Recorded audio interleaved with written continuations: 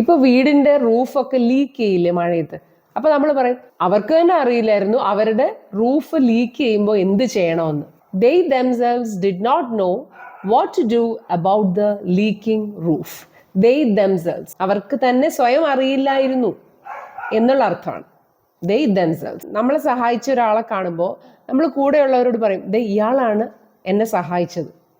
This is the man who helped me. നിന്നെ തിരക്കി ഇവിടെ ആരോ വന്നിരുന്നു. Somebody came here asking for you. Ancy bake ചെയ്യാൻ സ്വയം പഠിച്ചു. Ancy taught herself how to bake. Taught herself, അവളെ തന്നെ അവൾ പഠിപ്പിച്ചു. ഈ പ്രോജക്റ്റ് മുഴുവനും ഞാൻ സ്വയം ചെയ്തതാണ്. I worked on this project all by myself. By myself. ഇത് ജീന സ്വയം ഉണ്ടാക്കിയതാ. Jeena made this herself. അവരുടെ വീട് അവർ തന്നെ പെയിന്റ് ചെയ്യാമെന്ന് അവർ തീരുമാനിച്ചു. They decided to paint their house themselves. ഇതുപോലെ വളരെ സിമ്പിൾ ആയിട്ട് സ്പോക്കൺ ഇംഗ്ലീഷ് പഠിക്കാനുള്ള ഒരു കോഴ്സ് April 26 ഞാൻ തുടങ്ങുന്നുണ്ട്.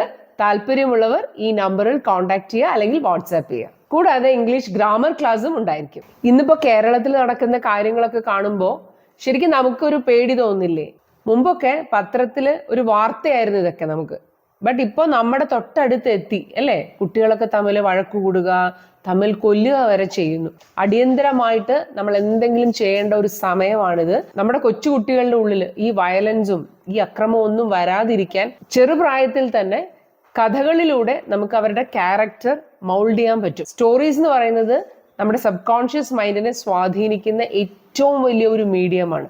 അപ്പോൾ ഇംഗ്ലീഷും പഠിക്കാം, ഒപ്പം സ്റ്റോറീസിലൂടെ അവരുടെ ക്യാരക്ടർ ബിൽഡ് ചെയ്യുകയും ചെയ്യാം. അതിനു വേണ്ടിയിട്ട് 12 വയസ്സ് വരെയുള്ള കുട്ടികൾക്ക് വേണ്ടി ഇംഗ്ലീഷ് ത്രൂ മോറൽ സ്റ്റോറീസ് എന്ന് പറയുന്ന ഒരു കോഴ്സ് നമ്മൾ തുടങ്ങുകയാണ്. അത് മന്ത്ലി 4 ക്ലാസ് ആണുള്ളത്. താല്പര്യമുള്ളവർ ഈ നമ്പറിൽ കോൺടാക്ട് ചെയ്യാം.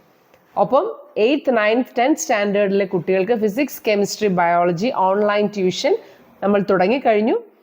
താല്പര്യമുള്ളവർ ഈ നമ്പറിൽ കോൺടാക്ട് ചെയ്യാം.